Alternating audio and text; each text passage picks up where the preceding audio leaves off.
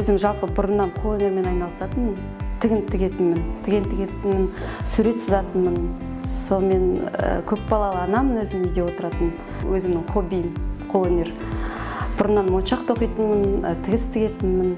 Сонымен ақырындап мемлекеттік жаңа грантқа қатыстым. Сөйтіп 400 МРП грантты ұтып алдым 2023 жылы. Сонымен өз кәсібімді ары қарата дамытып, қазіргі таңда бір көмекшім бар, бір жұмысшым бар. Басында тігінмен айналыстым ғой.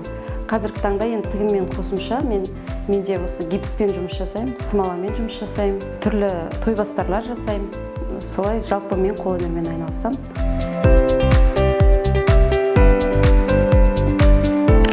Мынау эпоксийный смоладан жасалған сағатымыз. Қарапайым, бұны жасалу уақыты 3 күн.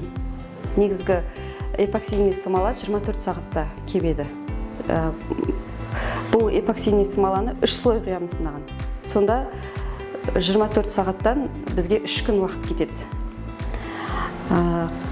Мынаның әрбір тастарын, әрбір цифрларын, әрбір механизмдерін барлығын қолмен жасаймыз.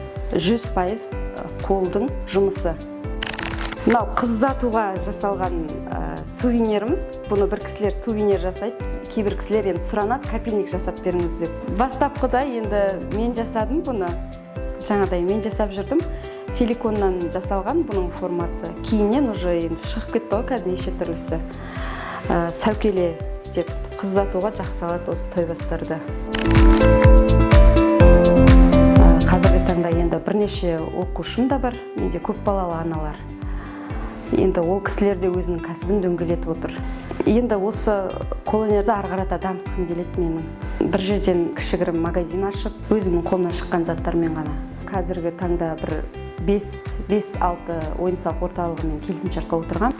Аптасына бір рет мен ол кісілерге өзінің тапсырыстарын жеткізіп отырамын. Одан бөлек енді Инстаграм бар, TikTok желісі бар. Одан да тапсырыстар болады. Тойбастарға тапсырыстар болады. Және сағаттарға, түрлі картиналарға маған тапсырыстар түседі.